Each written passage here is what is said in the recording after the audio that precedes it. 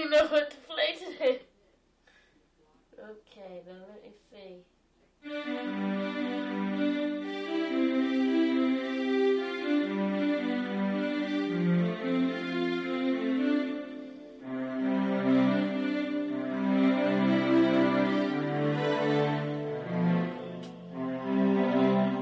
I don't know what to play.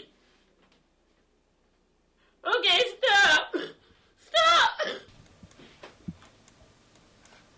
I need your help. Okay. This is not supposed to look like this. This is supposed to be here. Okay. And this is not supposed to be like this. It's supposed to be the different All you have to colors. do, look, is you put it over here, right? Yeah, this is supposed to And be then- different colors. And then you put this over here, and then you can get swatches like that. Okay. Okay? When Mom was born, at the moment, just after she was born, she had such an intensity that I knew that there was something going on. You know how, well, when you first have a child, you know, the thing that, and this was my second child,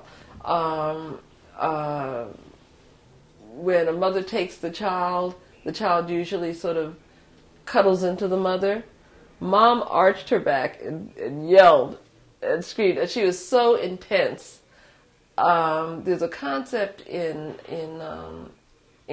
Yoruba philosophy or Yoruba thought called a Nabiku child, a child who's like a changeling, or a child who comes from the spirits and who's going to go back to the spirits. And you know, my first thought, and it's really odd, was that I wonder if she's an Nabiku, you know. And I think that I was brought here in this world to, you know, because the psychics, they told me I was brought here to warn people and help people, you know, be a healer. And in my past life, I know where I was from, you know, it was Egypt in my past life. And I knew who I was and my name, you know, who I was. When you first did that piece, you were telling me that, like, that it was sort of like a meditation piece. Remember we talked about it? No, and you were saying I don't remember. Yeah, but I remember that you were saying that Well, it was like your spirit leaving your body. Because remember we were talking about how it felt, and you said, "Oh yeah, see, this is exactly what it looks like." Yeah, but that was a while ago. Yeah. Well, when I do art, it's not really a story. It's just the way how you look at it. You know what I mean? Because usually when you do art, you don't ask the artist, like, you know, what's that mean? What's it? You're supposed to figure it out yourself. That's why it's art, you know.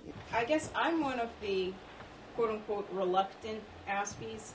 I don't really want to be one, not because for me it has not been an advantage other than academically. It was an advantage in school, but it was also a disadvantage because I didn't understand what my classmates were doing very well. Some of it I understand now because I'm older, and some of it is still puzzling, or I understand part of it, but I still don't know why they think that way. Well, I have more than one special interest. Some of them are very, very narrow. Like, I might, like, for example, I collected pins for a while. I still do. Or sometimes I have special interests involving music or mythology or screenwriting theory. Not just screenwriting, but I'm very interested in screenwriting theory. What do you mean by what's theory? behind the story, the structure of the story. When I start to write a story, I will structure it like it's, you know, like it's a skeleton. Do you feel that not being able to read people makes you more of a target? Because I felt like I've been stolen from many times and things like that, and I think that I mean, I don't understand how I can be such a skeptical and gullible person at the same time. I've never understood that about myself, but maybe it could be related somehow. Skeptical and gullible. At the same time. But one thing I understand is that the people think that I talk loud yelling at them when I'm not yelling at them. Mm-hmm. And then sometimes I get in trouble for no reason. And no matter how nice I am, they think that I'm trying to yell at them and start something. Mm-hmm. That's why I take speech lessons, but still it's not working well. I was reading at a pretty high level really early. Pretty early. I could read well by the time I was 2. So. Oh, goodness. That was there's very an associated condition, hyperlexia, associated with Asperger's. I have hyperlexia. So when I read, I can sometimes, it's like taking a picture of a page. So needless to say, if I'm playing role-playing games and someone else is around when I'm reading the screens, I go too fast. It might be a little irritating to people, but say fiction in a novel, if the print is small, it's harder for me to do that sort of, I guess, photographic reading. And if they go into a lot of adjectives and character feelings, I can't read it as quickly than, like, textbooks. I can read those, like, I can usually remember the page numbers and all that.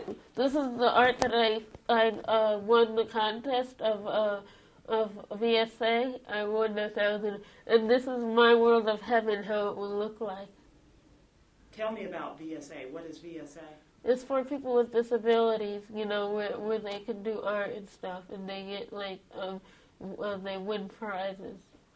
With the equipment that I have, I mean, I'm working on, you know, for those familiar, I'm working on RPG Maker 2 and 3. I don't like 2 as much, so I'm not working on that one as much. But for your PlayStation or PS2, you know, I work on those. But it takes a long time, and there seems to be no way I can get my ideas out as fast as the current developers. Why don't you work on the Adobe stuff? Come on downstairs. We'll work on that. Okay? Come on, let's do that. And then when the food comes, then you stop. But I will get you something to eat. How's that?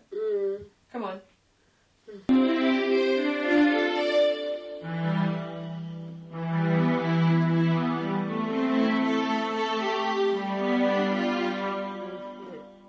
Try something here. What should I play?